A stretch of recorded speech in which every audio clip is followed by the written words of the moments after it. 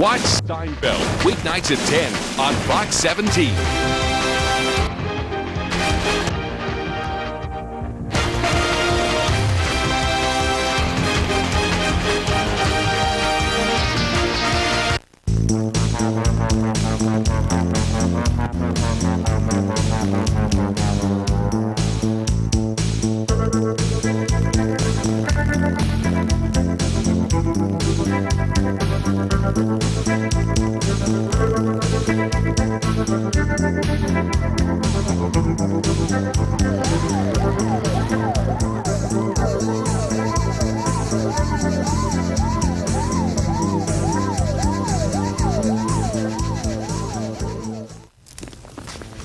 Hi, I'm John Baer, and this is In Review's Alterna TV, a weekly look at Nashville's pop, rock, and alternative music, art, and culture.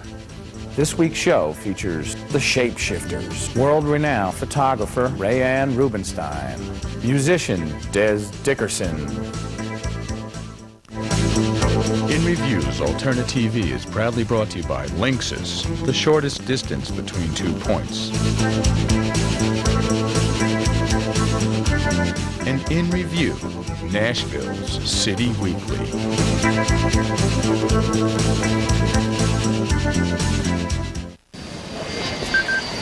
Do you just want to get to the internet? Most internet providers have content and clutter to get in the way. Linksys is different. We offer web access. And that's it.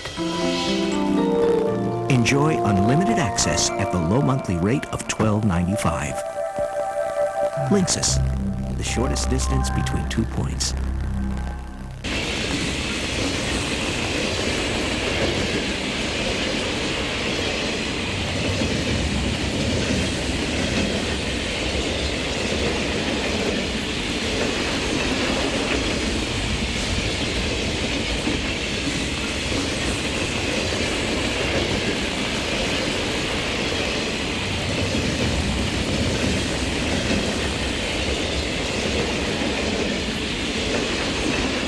Our first segment tonight, entitled Men Who Morph, features a group of guys you can never get a straight answer from.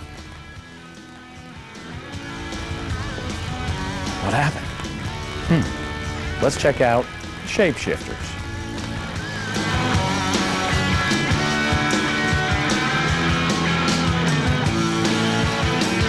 Hi, we're here at 12th and Porter to check out an interesting group of guys, great band, the Shapeshifters. Now, I know that there's a story behind your name. How did Shapeshifters come about? My wife, she's kind of a wild, she's Hopi Indian actually, and she was pregnant, having these visions, and it just rolled out. Shapeshifter, we knew right then. And we all go, Star Trek, Star Trek. So, no, it ain't Star Trek, it's my wife. What am I going to do, say no? Are you married? Well, we actually, we threw darts at a dictionary and come up with the two really cool syllables together. First it was like wash and wear, no, something else. So Shapeshifter just came, that was it. Kevin had a second cousin who was a Hopi Indian, revisited in 3 lives ago, so we did a lot of, you know, the peyote thing and everything, and we just morphed right into refrigerators and stuff. And Shapeshifter came to know us, actually. He was liberated by Maryland's spell. You guys are featured in a couple of new independent films. This is true. Can you tell me a little bit about those films, how you got involved and what they are? Yeah, I have an ex-roommate, went to school in Memphis, Tennessee, and he moved to New York, and he's an actor, producer, and got this part in this great movie called The Dead Guy's Son. And he told the director about us and asked us if we had any music, and I said, yeah. And they used a few songs of the Shapeshifters, No Moon, and threw it right in the picture.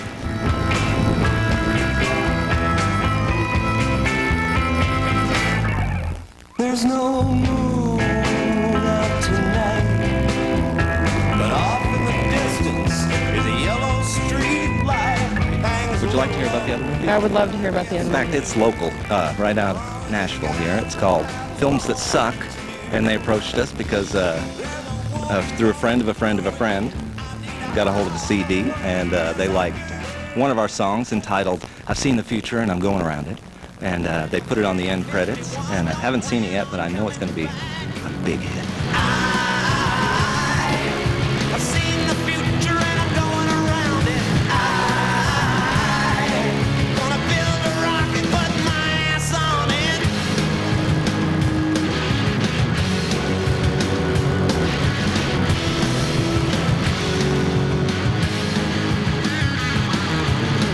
Been watching the stars real close to hit my window like a bayonet.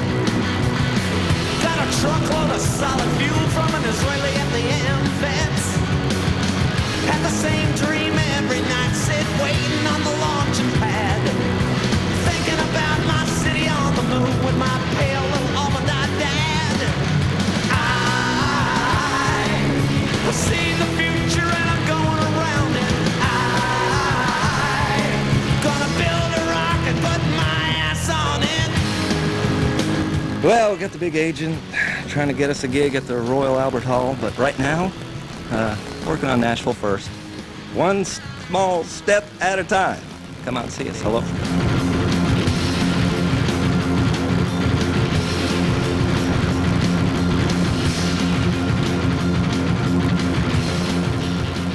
Somewhere between advertising and reality lies the truth. That truth can be found at Javanco, Computers and Electronics. Strip away the hype of the major computer manufacturers and here's what you get. The same brand components as a custom-built, proprietary parts that cost twice as much to replace, hours on the phone rather than local support, and the shirt off your back. Don't buy the hype and know what you're getting. Go to Javanco, 501 12th Avenue South.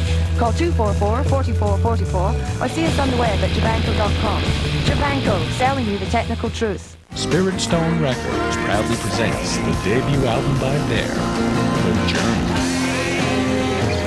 Featuring Hey and I've Got an Angel. There, The Journey. Available now at Tally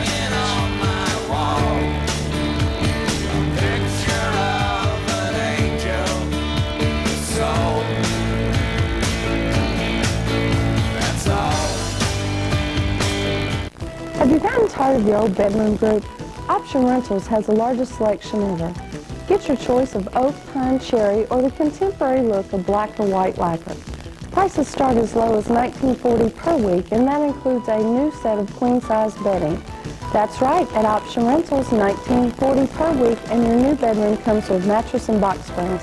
Sleep great tonight with a new bedroom group from any of Option Rentals' 3 convenient locations.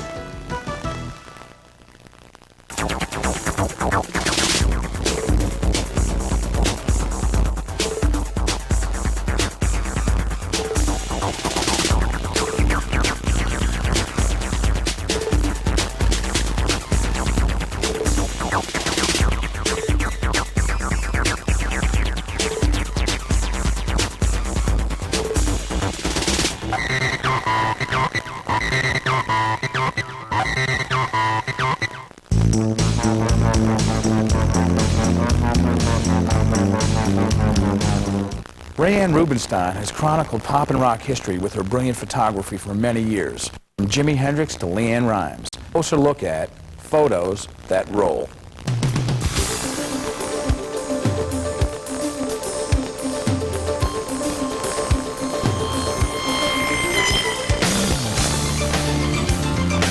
Raeanne, what's the most unusual thing that ever happened during a shoot? The most unusual thing, I have to try and remember whether or not it was Keith Moon headed towards me with a pie, which precipitated a Who food fight, or whether or not it was Rod Stewart and the Faces pushing a mattress out of a hotel room window. I'm not sure which one was the most memorable, but they were both a lot of fun. Yeah, it's a close call. It was a close call. Fortunately, I wasn't on the mattress, though. Oh.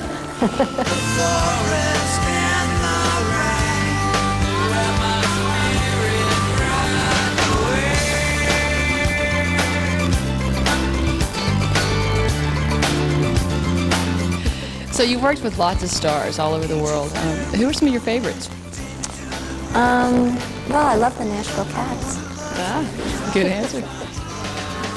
But I mean, you've worked with Rod Stewart and Keith Moon, John Lennon. I mean, the list goes on and on and on. Well, you know, when you work with people like that, you know, who are like so great at what they do and they put themselves in your hand, how can you not like them? It's just an amazing experience to have a collaborative relationship with people that are geniuses.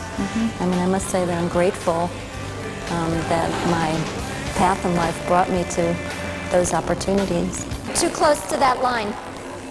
I need more, I don't want the legs so far out because I want it to stay, that's much more animalistic.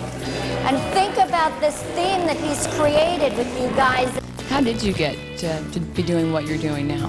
You know, I don't really know. I just started taking pictures when I was a student in high school, really. And when I was in college, I hooked up with a friend of mine who was, her philosophy was that you are who you know. And so we started, you know, getting little assignments for little newspapers, anybody that would have us, and she would interview them and I would take their picture. So really I would say that's how I got started. We found you today shooting a photo shoot for Harley Davidson Fashions. How does that differ, or is that similar to all of the work you do with musicians and politicians and celebrities? Well, it's interesting because I always find that the same thing happens. You know, I have to remind myself that the photo is about fashion and not about the personalities of the girls. I'm sure that you saw, since, you know, you've been here for a while, that, you know, I immediately start thinking, you know, how can I show the difference between this girl and try and get them to bring some of their own personalities to the party.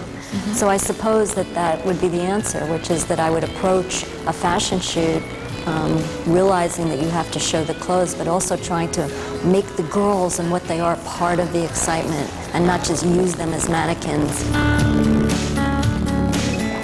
Sometimes I need somewhere to hide.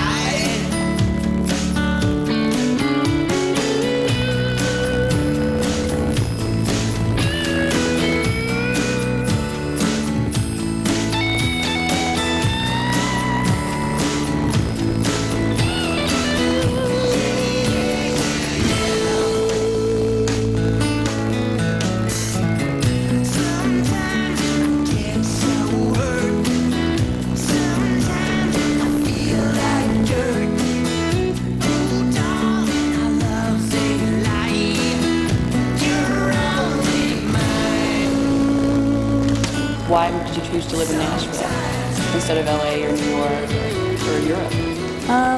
I always wanted to live in Nashville. I did my first pictures here very early in my career, and I thought this would be a cool place to live. And you know, most people think, oh, I'm going to leave Nashville and move to the big city like New York or LA, but I've been striving to move to Nashville, and after all these years, I finally made it. Well, I hope that I have more wonderful opportunities to photograph more important people and meaningful people and people that matter to our world in the future, like I've been lucky enough to be able to do up until now. I mean, if all goes the way I hope it will, it'll be more and better of the same type of thing. And hopefully I'll be better too. I mean, I'm always striving to make my own photos better, my art better, you know, to make the sessions better, to reveal more about the people. You know, it's something that I can work on in myself too. It's a constant recreation, creative recreation of the imaging that you do.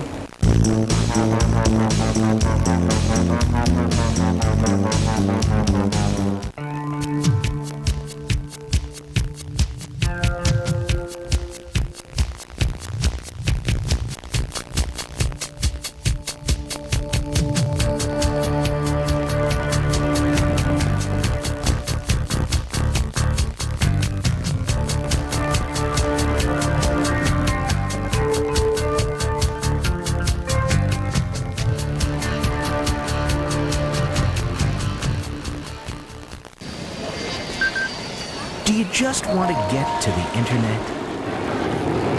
Most internet providers have content and clutter to get in your way. Linksys is different. We offer web access. And that's it. Enjoy unlimited access at the low monthly rate of $12.95. Linksys, the shortest distance between 2 points.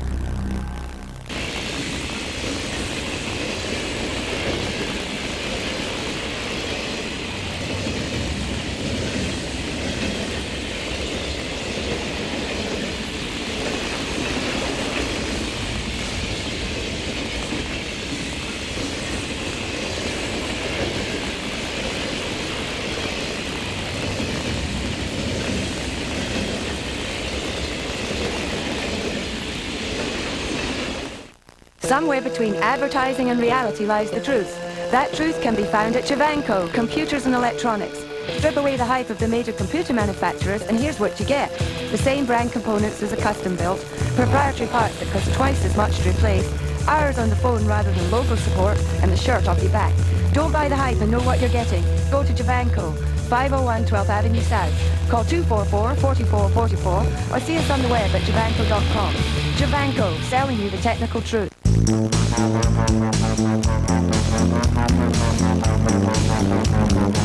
Once lead guitarist and confidant for the artist formerly known as Prince, Des Dickereson has finally met the one man that knows the party starts in 1999.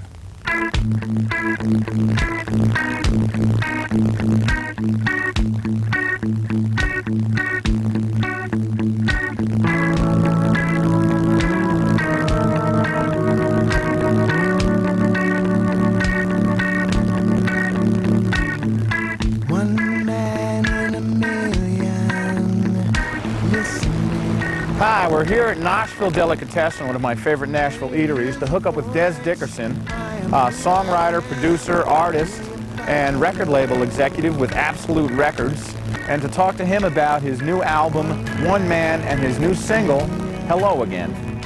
As I was looking through the materials I got on your background, I came across this quote, or this paragraph in Backbeat. 30 seconds after he began playing with Prince, Des Dickereson knew what it felt like to work with a genius.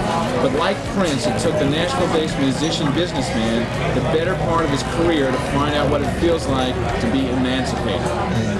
What does that mean? What does that feel like? Explain it. Well, what it means for me is that I had to be liberated from my own pride, my own ego, and my own agenda.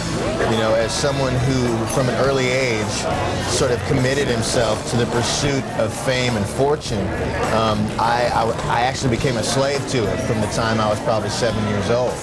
And what it meant for me was being set free from that tyranny of my own selfishness, to recognize that there's more to life than just that. And to realize that, yes, there is a God. Yes, Virginia, there is a God. You're not him. And there's a lot more to life than that. There's giving your life to enhance other people's life. So whether it's your wife, whether it's raising a son, you know, whether it's working to help other artists come into some maturity in what they're doing, there's a lot more to it than just, you know, getting another notch on my artistic belt.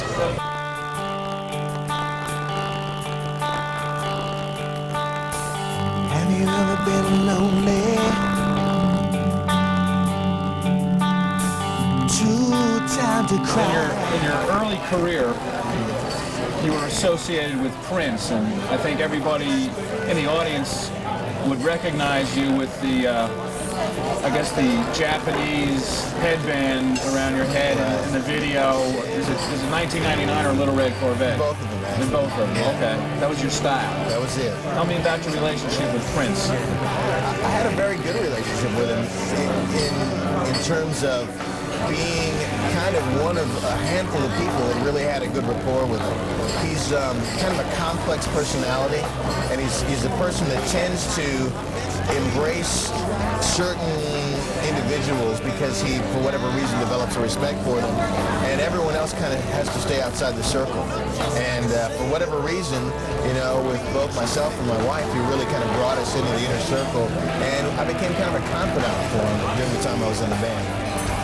Was it I mean, there obviously had to be a big, what I would call a big high for a musician to be playing with a superstar and getting all that recognition.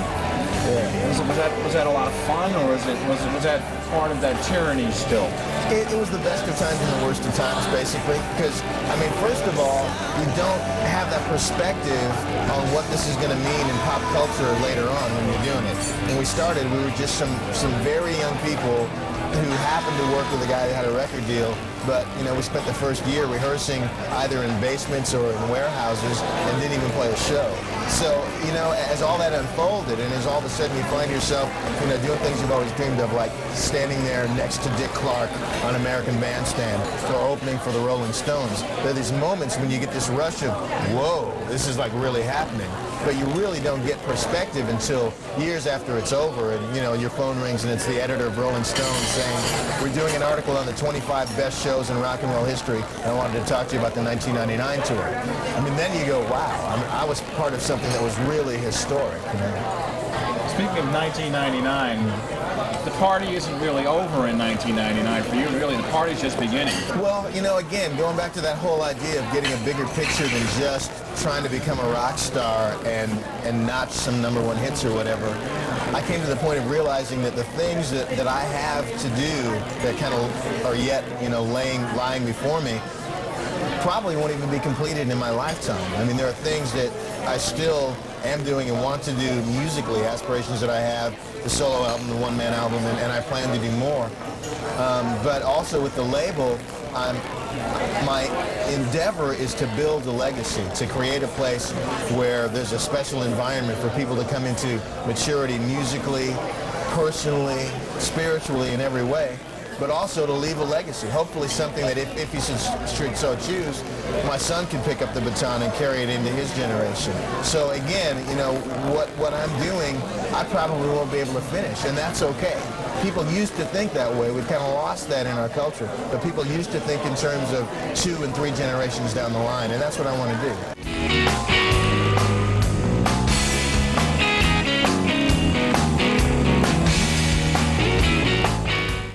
But you chose "Hello Again" as the first single and first video. Mm-hmm. Why would that be?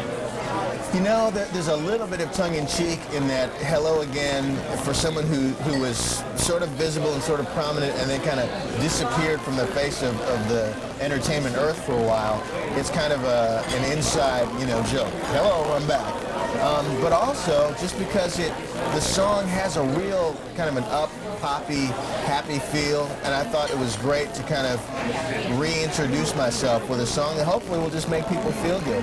And it was significant that a good friend of mine who was one of the founding members of the Rembrandts was on the record and in the video, and just from a marketing standpoint, having that hat on, you know, you got to do those things as well. Hello again, hello again. Beside the things I'm sailing home and dreaming, I'm wide awake, in touch with hidden things, although I'm sleeping. Starry-eyed and dreamy-eyed, it's so nice to be alive. Can't wait to open my eyes and see once again. Hello again, hello again.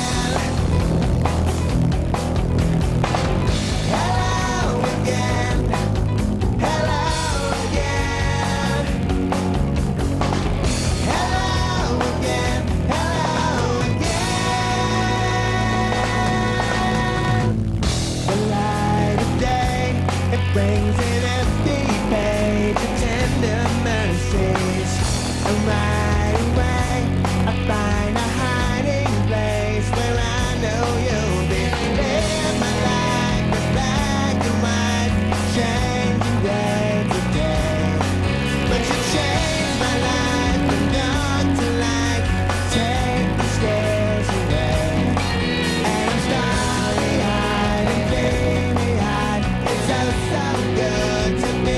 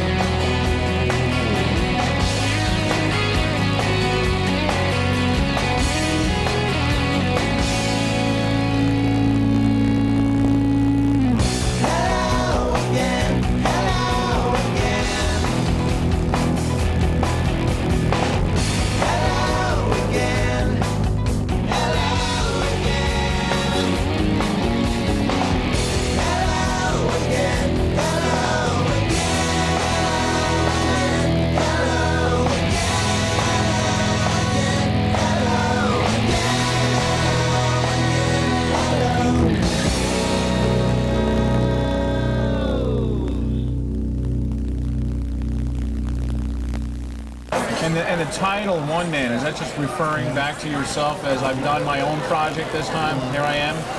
Again, there are kind of multiple layers of meaning there. It does refer to the sort of solo aspect of the record, in that it's kind of a solo record with a band vibe, but also from my journey personally, what it came down to was being kind of stripped of that whole sort of solitary, it's all about me mindset, and recognizing that really there was, or there have been historically, individuals who have selflessly done things that have ultimately made the lives of many, many people a better thing, whether it's Martin Luther King or Noah or Jesus, and the ultimate one man, from my perspective.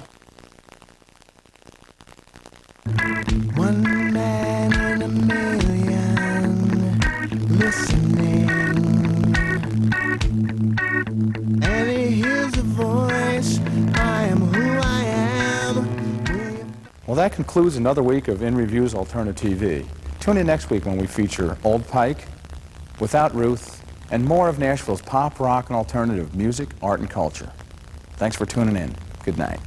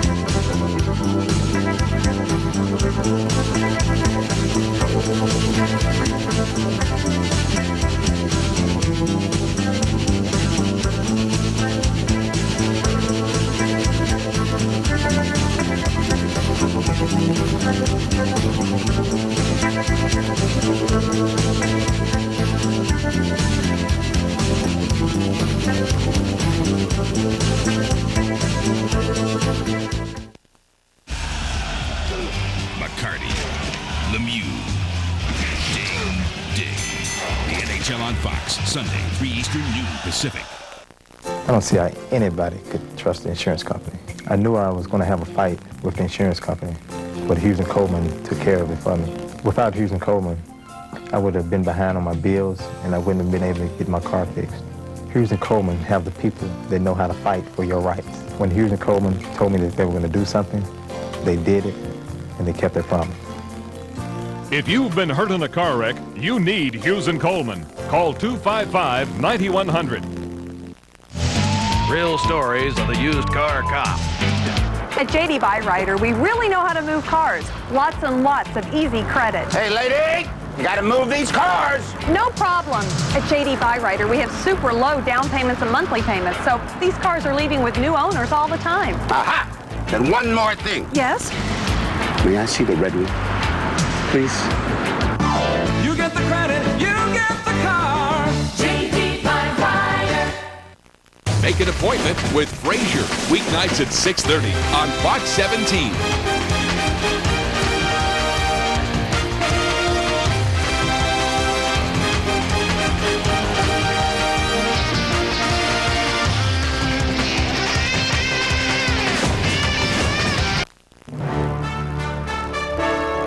You've tuned into the Fox 17 Midnight Movie, so get ready for a great film. And make sure to check out a comedy lineup that'll keep you in stitches. Grace Under Fire gets it started at 5, followed by animated fun on The Simpsons at 5:30. Home Improvement builds the laughs at 6, and Frasier proves laughter is the best medicine at 6:30.